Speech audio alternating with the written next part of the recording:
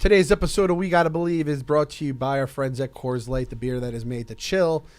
Last time I talked to you guys, we were coming out of the Rockies. Everything was fucking great and beautiful, and our hearts, our souls were as blue as those Coors Lights. Unfortunately, not quite the case right now, but if you have anything in life, such as the New York Mets, spring sports, Sienna just finished her lacrosse season, so I'm now learning what life is like being basically a chauffeur for your kids. And then we have all the from dance to t-ball to dance recitals, gymnastics and back. Pollen, I can't breathe when I go outside. Anything that might be getting you a little too crazy, get the beer that is cold lagered, cold filtered. It's literally the beer that is made to chill. So when I need to take a second for myself, I reach for the beer that's made to chill. Get Coors Light delivered straight to your door with Drizly or Instacart by going to CoorsLight.com/believe. Again, that's CoorsLight.com/believe. What's it called? Golden, Colorado. Support the sponsor, support the team, support your boys here. CoorsLight.com/believe. Celebrate responsibly. Coors Brewing Company, Golden, Colorado. We're going to be drinking this at the parade one day. I don't care what anyone says. We are live. We are in studio. And the New York Mets lost the series. I'm officially tired. Like, the Mets have officially worn me down. Like, this is the first time all season that I'm like, I needed the off day today, which is, I think, a good thing to say for late May. Why do you say that? Only because there's a lot of injuries. Okay. We have a gauntlet coming up, and that game on Tuesday night was so absurd. Yeah. And it was on the West Coast, and by the time it was over, and this is after I got like a good hour cat nap in. So you're talking physically. I'm physically tired. I was like, I needed the day off. I know. The day off, I don't know who's pitching some games. Swear to God, days off are more important for the fans than the players. Absolutely. Occasionally, our bullpen will be taxed, and we really need it. But for the most part, the fans need it more than anything. I cannot speak to what you guys went through. It's like trying to talk to a person about like war, and you're talking to a veteran and a civilian. But I have a different perspective, and that's an important one. It's weird. I said to Pavs, like, if you didn't witness that, you realize how much of it's not a backbreaking loss. You know what I mean? Oh, the Frank the Tanks of the world saying like this is where the season spirals. Like, no, dude. You had another epic comeback, which now means we have 3 full-blown, preposterous comebacks, and I'm sure you can sprinkle in a 2-run here and a 3-run there. And so now that's not really a fluke anymore. That's just something this team does because we've had 3 in about 2 months. And you had a meltdown from the bullpen that you're probably not going to see ever again. You're not going to see Drew Smith and Edwin Diaz give up 5 runs together. And so it sucks. Like, we had a bullpen game, and that sucks.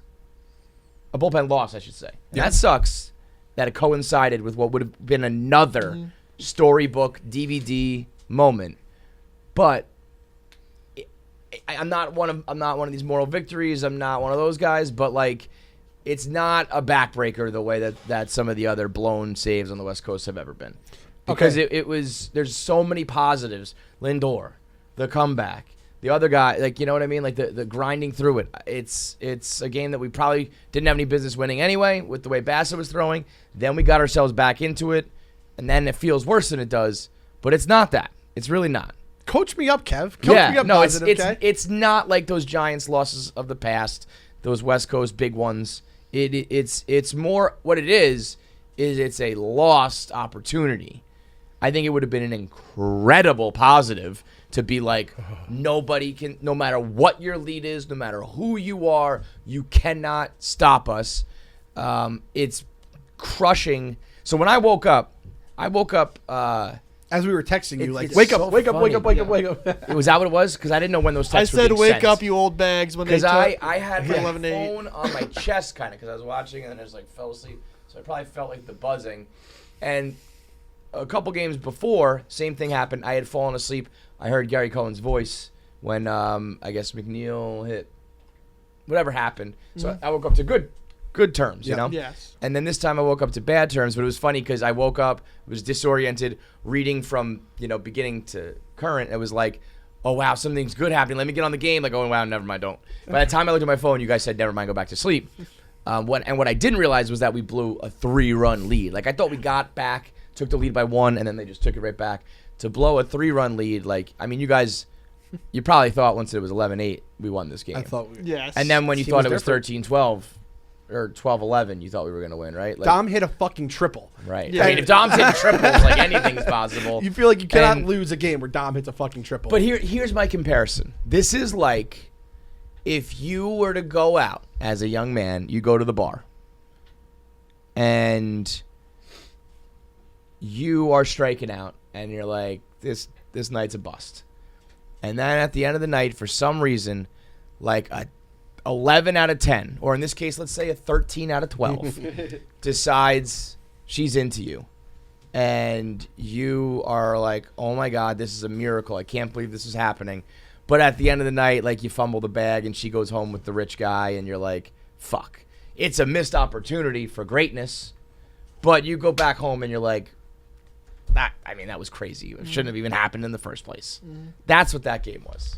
okay, that's Kevin's experience from someone that woke up. You And woke didn't up see when it was already didn't have to go through it. 12. It was literally like You came in for like Diaz's last pitch. as a matter of fact, when he said never mind, go to bed, I looked quickly on my phone at Gamecast. It's a little bit behind.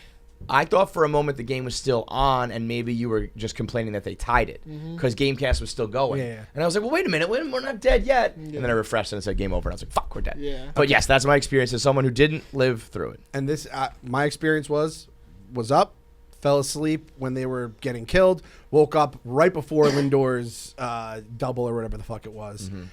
And then, so I don't even have like, like if you're awake for that whole time, you're living that entire marathon from start to finish. Phil, you now make your case of why Kevin is right or wrong for what he just said. where do you how stand? are you feeling after that game? Because again, Kyle was sitting in that chair. He's not here today. And when you had the Dom where Dom dropped the fly ball, I was like, you fucking idiot. That was a different Mets era.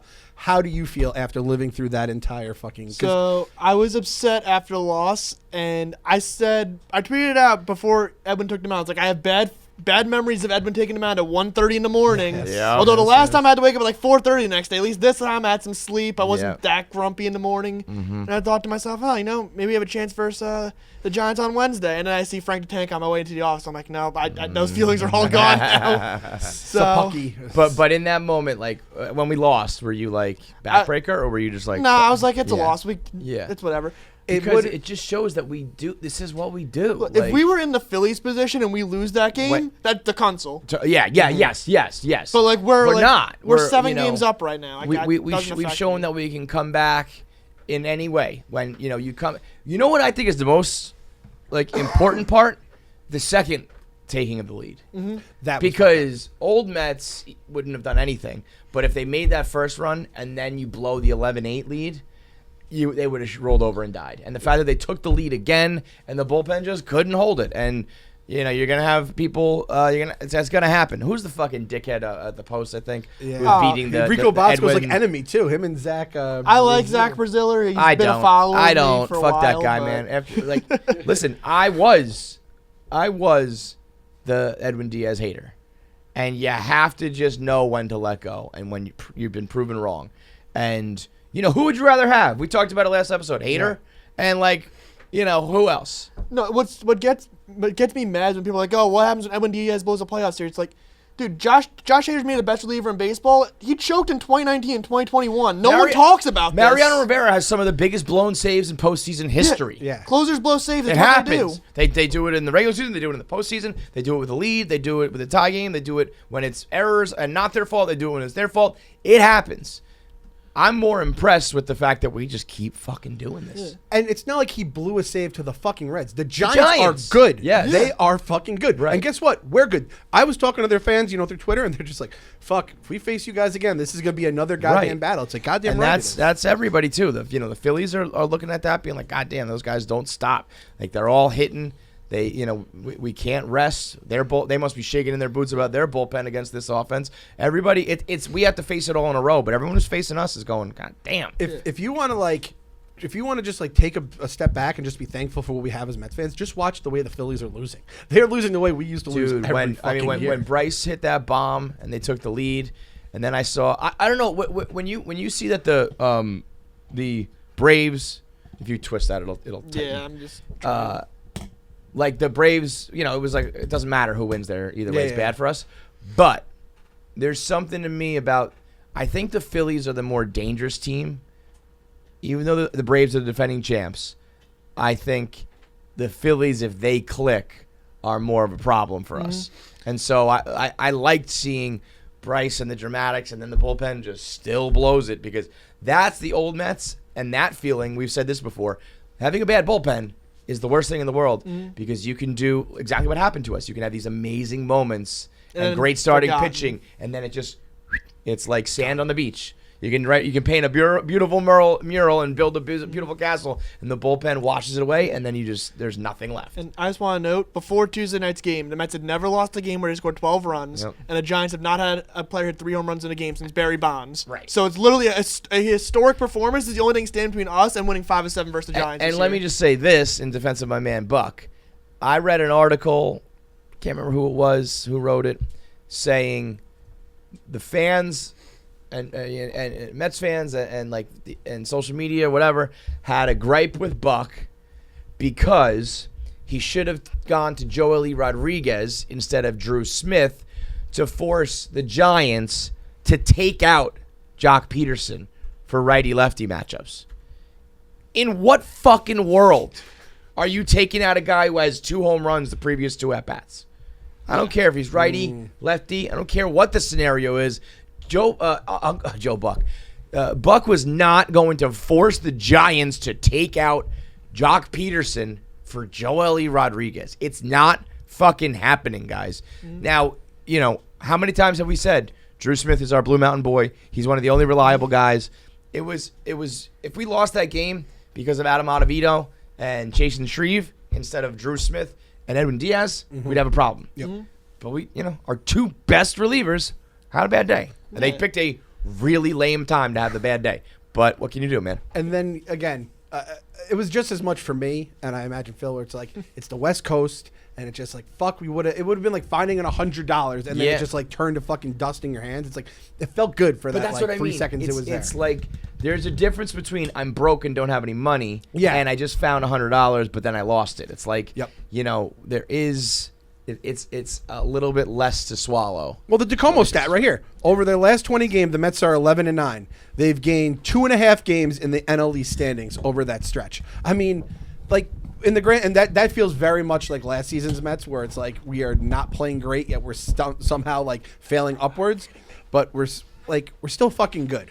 Sorry, read that one more time. The Mets are 11-9 in their last 20 games. They've gained 2.5 games in the NL East standings over that time. I think that was before the Phillies game, so it might be like 2 games since that time or whatever. Sure. But nonetheless, like you gain it when you're, we said it's going to probably be a lot of 500 baseball with the injuries and stuff going on. This is how it's going to be. We have injuries in the starters. With that, we're having Thomas fucking Sapucki coming up, and when a guy like Bassett can't go long, that's a fucking problem. Also, the bullpen's going to be taxed because we're not going to have fucking Haas's like Scherzer. Scherzer is going to go later into games. This is all, and we're playing a gauntlet coming up, on the West Coast, which I am not ready for that. We're not thinking about that till next week. Not yet. That's too soon. We have Phillies, we have the Nationals. We'll worry about that when we get here. But it's like, it's just a frustrating thing. But in the long run, it's like 162 games. We're fucking still all right now. Guys. Yeah, no, I mean, it's crazy that you. What I always tell myself is, if this happened to the Dodgers, would you be like, the Dodgers season's over? Now, I know it did happen to the Dodgers. Well, they lost they lost 4-7 to the Phillies and lost the game on an error. Right. Like, and that was preposterous. And so like, good teams go through bad shit. And I'm not saying we're the Dodgers, because as me and Meek were just saying a minute ago off air, they're a fucking all-star team. Yeah. They're a joke. But when you see those things happen to good teams, you go, wow, that's crazy that really bad team, that really good team went through that. But you don't say their season's over. Now, I know we are the Mets, and so that's why people do it. But we are different this year. And it's been proven over and over and over again. And you know what else has been proven? That Francisco Lindor is good. And this is why arguing early season baseball is so dumb. We pointed out that Trevor Story raised his OPS 100 points in one game the other day. And what Francisco Lindor is doing, he went in 1 week, went from people saying, like, cut him or bat him 8th or some shit, to he's having his best season since 2018, and if he plays at this pace, he's going to do something that only Alex Rodriguez has ever done before, who was one of the most like well-paid shortstops ever to play the game.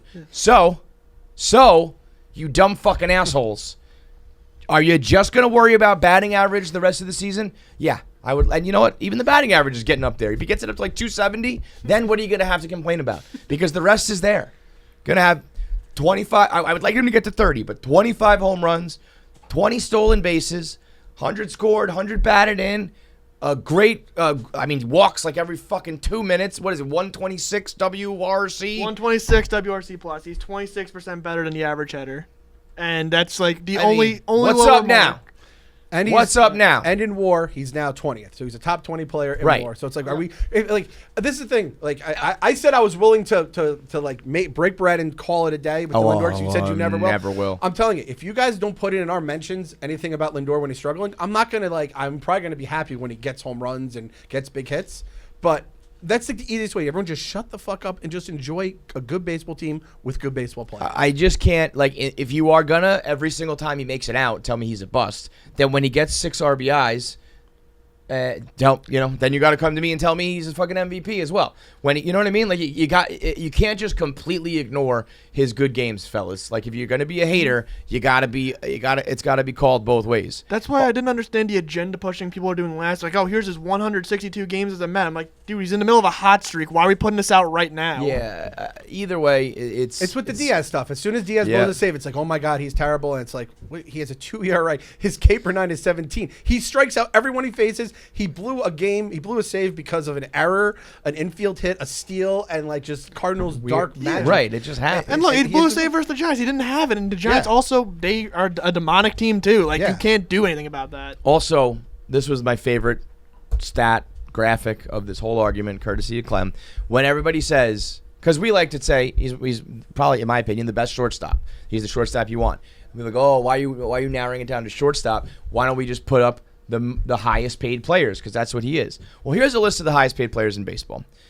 This is the top 9, 10. I don't know what the fuck the numbers are next to it. It's from it's all jacked up, but the people are Max Scherzer, Garrett Cole, Mike Trout, Carlos Correa, Steven Strasburg, Anthony Rendon, Francisco Lindor, Trevor Bauer, Corey Seager. So when you say he's one of the top paid players in baseball, we should get top paid player performance.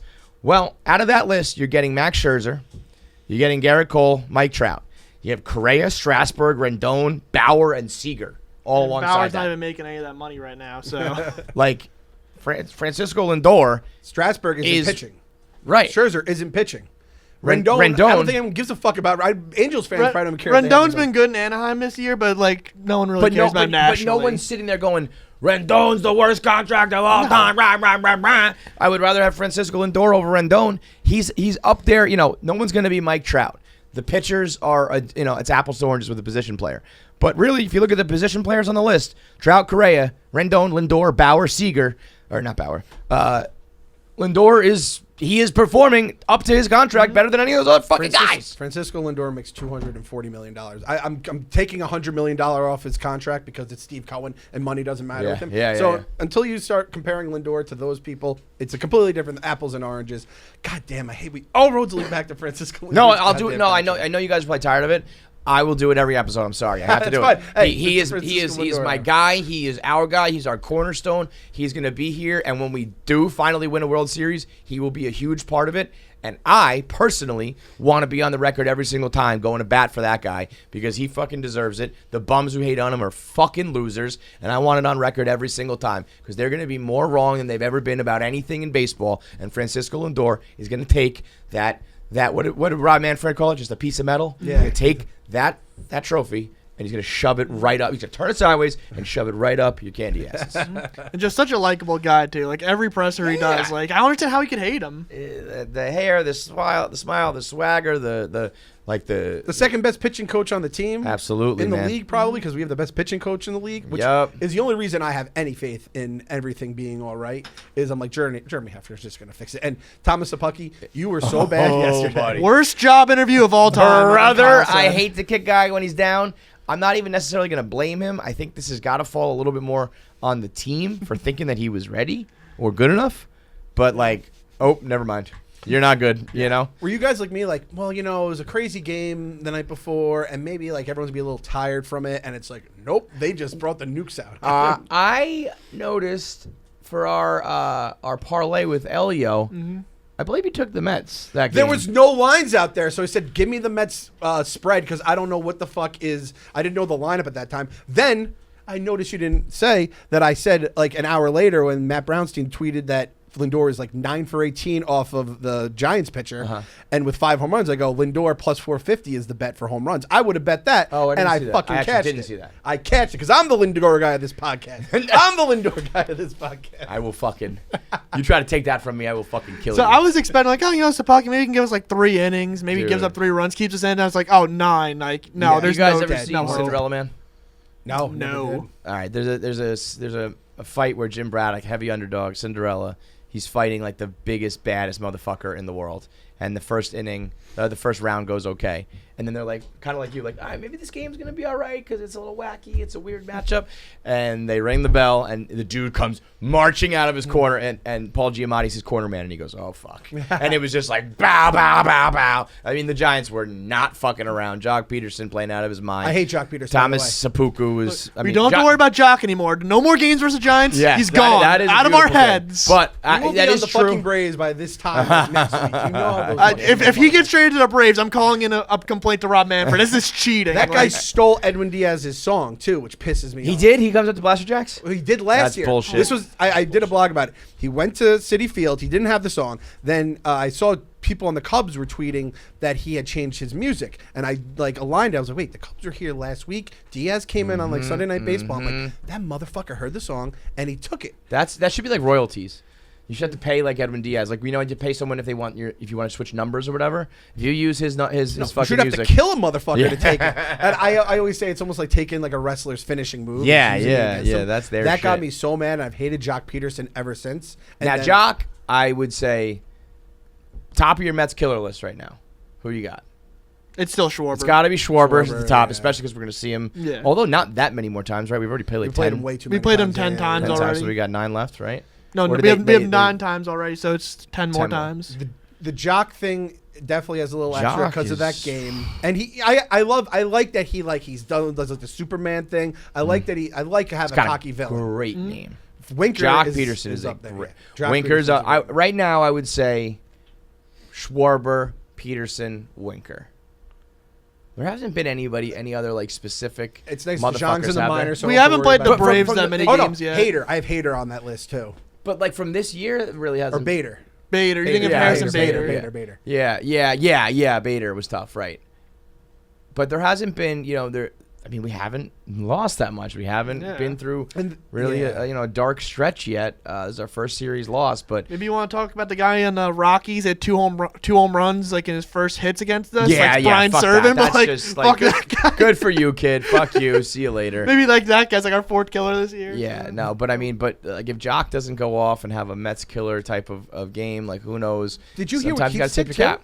I couldn't believe it when he said it, and I don't think you were awake for it. Keith said this is he's never seen a game like this in his entire life. see in his that, entire that life. quote, yeah. And I'm like, that That guy might be a little bit prisoner of the moment, but it was pretty crazy. It was crazy, and I'm like, if Keith hasn't seen that with all the shit with the Mets, the Cardinals, and then all the shit as the broadcaster, As a broadcaster, yeah. like that is just as No, crazy a it's- game as you could ever. It's so imagine. funny. I could not have been more wrong. Like when we were down early, I was like, "This is a business decision. I'm not gonna be able to stay up every single night. I got the kids. I'm just gonna call it like it's a normal game. Going to sleep. Nope, for sure not. We do not play normal games here. No, we just don't. And that's why the Rocky series was so special to me. Yes. Because it was just normal baseball. And win or lose, we seem to play these games that are dramatic, and it can be fun in the moment, and it also can be tiresome and nerve-wracking and stressful, and it's there's so many more to go, especially through this gauntlet here. Let's pick the date. Let's throw a party at the end of the gauntlet. What is I it? like that. I think we have to get through like June 21st or something like that. June 20th. That's basically going to be our Barstool, our next Barstool. The Yeah. ballpark's Well, gonna that's be an right- Astros right game, around so- then. Yeah. We might have a watch party around then too, so maybe we'll do a fucking. Yeah, we need some. Our next Barstool at the Ballpark is Tuesday, June 21st versus the Astros. Then after that, we have the Marlins for 3. Wait. Barstool the ballpark on Tuesday? No way. Yeah, you scheduled it. No Yeah. way. You They're all weekends. No, you scheduled You the Tuesday. scheduled it. You remember you said. Oh no, I- June 28th is our Barstool ball. Yeah, there you we said go. you said you were looking at the schedule. You said, all right, well, we there was like the way it lined up. You're like, all right, well, then I guess we'll do the Astros are in town. We can see the Astros. Huh. Why are they away that weekend? Yeah, they're in Miami the weekend before. They must the not weekend be. after. Are they home? And the weekend after is July. Yeah, so So they're not before home July during the weekend. you weekend. could have That had must be the only a reason. Miami. I thought we had the Miami one. Padres next. No, the Padres is after the All-Star break. Yeah, well, this is all that Padres is all part of the West Coast. From June 2nd to June 12th is Dodgers, Padres, Angels, and then we come home against Milwaukee, which is the middle of the week, and then the Marlins. So when we get through that stretch, we will throw a party like whether we are still in first place or we've plummeted to the basement because that's the series, that's the stretch to get through. And I have confidence, because you look at the Giants and we ended up losing the series, but the fact that when we beat the shit out of them that first game and they have position players on the mound, which was awesome. Forgot about that. Oh yeah, 42 mile an hour. I've seen position players get up there. They usually throw 75. They used to pitch in college, whatever. Him just floating it in there like fucking rookie of the year type shit. Canada had a cock back twice. I know. And it's funny that Lindor and Pete both fucking, hit probably their hardest hit balls of the year right at people, though. That's how you know, baseball's stupid. Yep. Two of the best going up against a little leaguer, and the game sometimes you just hit them right at you.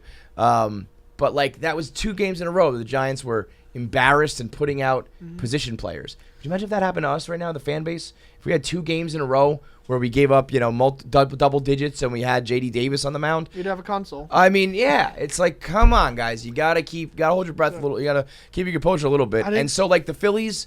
The Phillies always scare me because they're a good lineup. They scare me because I'm they're a division team and I don't want to lose games to them. What if they sweep us? They're going to cut the division lead in half, all this shit. But at the end of the day, they're playing under 500. And the Washington Nationals are not that good. So, yeah, we have a long gauntlet. But right now, technically, the next 6 games are not crazy. We're not facing the fucking 28 Yankees. You know what I mean? It's calm down. So take it one game and one series at a time. And the Phillies are beatable, or at least, we know we're 6-3 versus them so far. And the Nationals, I think we should handle. So relax. So this is just a reminder. Last year, in case you forgot, we went 1-5 versus the Giants. We were outscored by 9 runs against them. We beat them 4 times this year and outscored them by 7, I think. Yeah, and also another reminder, we were 2-5 versus the Cardinals last year. We were 5-2 versus them this year. That's improvement you want to see versus good teams. That's not improvement, bro. That's 180 turnarounds. Yeah.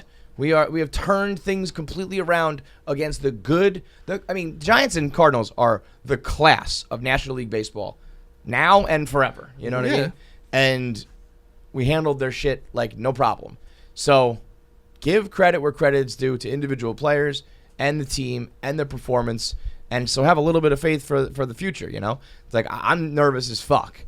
But you got to also recognize that, who's not nervous? Brendan Nimmo. Mark Canha, Starling Marte. These guys are professional fucking hitters. Buck Showalter. Buck Showalter doesn't give a fuck, man. He's not afraid of any of this shit. And Pete Alonso. Francisco Lindor. We haven't even said the big names. Jeff McNeil gets a hit every single time he's up. Jeff McNeil's hopefully he's Jeff okay. McNeil's batting 1,000. Oh, that was terrifying. Bro, I love you to death. Jeff, I love you to death. I love your passion. If you ever do that again when you're down 9-1, I'll fucking kill you. You kidding me? I thought for sure he was going to have a broken leg or something like that. It's a knee contusion. It was precautionary. That's oof. Someone said, his wrist. I'm like, oh, God, not the wrist. The Griffey. Magical Through wrist. the fucking Griffey in the wall. Oh, yeah. So we got to hope it's just nothing, but he's not concerned. And this is where the injuries you're going to have. Guys are going to get hurt, and that's where it's going to linger. This is where just letting everyone know. Day to day. Yeah, exactly. All that kind of stuff. Now, as far as injuries do go, I'm not doing it, and I don't want anyone else here doing it. Jacob Degrom's not coming back in June. Oh, I agree. Do not get your hopes up. Fans out there, I can't control you guys. I can control our team. If you get your hopes up for end of June for Jacob Degrom, you're only setting yourself up for heartbreak. It's not going to happen. It doesn't make sense to happen. Wait until after the break. You know what I mean? Well, I was thinking that too, but the All-Star break is July 19th or something. Oh, it's late this year? Okay. So if you want to tell me July 10th or something, maybe. Sure. But late June, implying June 25th through 30th? No. So he need a month to ramp up, and he hasn't started any real rehab. He would have to be right now. Right now, you'd have to be starting rehab assignment. It's not happening. I'm actually still bracing for not at all. To be honest. You are, because you're fucking sick. I'm sick. Don't say that. We don't say that either. I can control our team. Don't you say that, goddamn. Heyman's a master at this shit, though. Yeah. That was Odyssey tweet or whatever, and it was on his podcast. Yeah, and he he's knows like, what he's and doing. if you, I went to, I was like, let me just see this in case I want to block it. And it was like, yeah, the Mets think it could be June, but most likely July. It's like, right, of you course, he fucking is. motherfucker. So, And what I'm actually really bracing for, I don't even want to say it. Don't. Just don't. Not- just I don't don't say put it it. out there. Don't Yeah. put it into the universe. Everything's going relatively well right Yep. now. We Not don't even, need to do not that. even gonna say it. And the other Heyman thing, do not get upset when he's saying Brandon Nimmo will look great on the Phillies or whatever. It's like he has to do that. He's a Boris guy. He wants all the I Did you think- see top 3 outfielders in WAR? Yeah, Brandon Nimmo, Mike Trout, Aaron Judge. So, Top 3. but and look, I think How about that? let's go back in MVP. time. Let's go back in time. I've already apologized. I know. Made amends. Scott Boras has the password to John Heyman's Twitter account, so he just sends all those tweets out himself. Probably. Don't get too high and low with when he says shit like that. He's getting his clicks. It's all part of the fucking game, right, Kev? Yeah, that's. I mean, that's what you do have to remember is all of this media and all that shit is that guy talking about Edwin Diaz. He needs an article to write, and some people leaning into the Lindor shit have podcast minutes to fill and shit. It's like get lost. I mean, I had to watch with Frank It's yesterday, and Frank was telling me, he's like, oh, Zapucki's going to burn the bullpen for tomorrow. I'm like, Frank, we don't have a fucking game tomorrow. It's like, shut Like, are we going to have a I will scheduled game say- I don't know about? Frank going Logan Roy on Kyle. Did you? I mean, that voice. It was Kyle, get off the goddamn treadmill. It was so fucking funny, man. That was the only time Frank has made me laugh in the last 3 years. But shit, that was funny. But it's just so exhausting just being him. I'm like, I just feel so bad for you and all the guys who are just missing this great time to cry about Lindor's contract and cry about things of the past. You guys do you, man. You're missing the best team since 2006, dude. I'm officially hashtag done with Frank too with it. I said because when you're, and I understand, like, he goes crazy when we're winning and he's like thinks nothing but doom is coming. But when you were tweeting nothing but doom as we find out Scherzer's out, it's like you've officially you're you not jumped off the helping. ship, Yeah. and we're on the ship. And anyone else who jumped off the ship, I am not welcoming you back on. Right. Cake and Punch and Coors Light will be without you at Right. the parade because I can't take it anymore. Right. So I tell people I don't want to be tagged in his shit. He's fucking. It is mute on site if you do that. to me. Yeah, mute the name Frank. Mute the account, mute the word Frank. Sorry to all whatever. Franks out there. It's not your seriously. fault. Seriously, it's And when he got collateral locked out of damage. Twitter, I was pretty happy. Yeah, and then I had to it was mute good. Coach Doug's. Poor Doug's. Poor Doug's was transcribing the fucking rantings of a madman, and I was like, Doug's, I'll see you in November because I know if this happens again, you're gonna be doing it. So I've now muted Doug's from the timeline. I muted Frank. It's positive vibes only in this team. This team PVO, is baby. different. This PVO. team is good. And- Enjoy it. Yep. And speaking of positive vibes, I'm just looking at some stats here. The Mets are third in runs per game scored. So the only teams that score more runs per game than us, the Giants and the Dodgers. So What more? Are you not entertained? This is not why you are here. We have been begging for a team to score runs the way this team is scoring runs for the last 7 seasons now. The magic number has always been 4. When the Mets score 4 runs, they're like 210 and 70 in the last however many seasons. And this year specifically, every time they score more than 4 runs, it's borderline automatic W. And they're giving you that. Do you know what the number is? Or does it just say they're the top 3? it just says top 3. It's got to be what? Like 5-6 runs a game, some shit? I don't Yeah. know. Like they're putting up crooked numbers every single night from a team that just 1 year ago we were praying for 1. And they're giving it to you. Mm-hmm. And there are still people complaining, still people who deny it. How many games have we played? About 45, 50? What's 29 plus 17? Yeah, about 17, 30, 40, 46. 46. 46. We're almost 50 games in. You know what you are. They're a good offensive team. They score a lot of runs. They're a good starting pitching team when they have their horses. They will be good if they stay healthy. Stop with the doom and gloom. The only time you could have doom and gloom is when Kyle's on a treadmill. If you think today's not going to be, and listen, I disagree on Frank with everything. I will say, if we again, you can't do anything about Sapucki being the pitcher. Seppuku is Seppuku. I mean, he stinks. But sooner or later, Kyle, I'm gonna have to do something about this sooner or later, Kyle. I'm still looking at the macro. I still think it's more. Look at what this season has been while this guy's walking. And I love Kyle for doing it too, because he's kicking his own ass for it, and he's making I keep content. telling myself I'm going to join one day, and then I just know. You wouldn't last 1 inning No. on a treadmill. Kyle is just pouring sweat off I of him know. by like the third I inning. It's always like know. the longest games of the season too. It's unbelievable. I also really, again, the person who said he should have to be at a buffet for 3 hours, I kind of want to see him do that. Maybe that's what me and you will do. We'll go skinny fat on it and fat. And we'll snack off for 3 hours at a Chinese buffet. I love that. But again, like I guess if it ain't broke, don't fix it. So You know what we should do is go to a buffet, and everybody has to pick a guy. Mm-hmm. And every time that guy's up, you have to go back to the buffet. You know? I like that. So you load up probably like 3, 4 or 5 times in the game, and you got to like clean your plate or something like that. I like that. When's McGill coming back? Because I would think once McGill comes back, I'll feel a lot better. Yeah. I think he's starting his bullpen like now or like close to it. Maybe like another like starter too. We have to deal with Trevor Williams. I can live with. And then what you need is you need him to come back and be the McGill. The McGill. Yeah. That's what scares me. Just don't be Thomas Sapaki. That's all. yeah. I'll settle for that. Just keep us in games and our lineup will score runs. Sapolsky is he's gonna haunt my dreams for.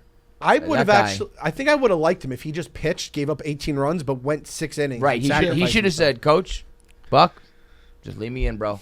I'll give the guys the day off, and How many pitches do you think it would have took him to get through 6 innings? 310. The limit doesn't exist. Yeah, I honestly think it would probably be like 180.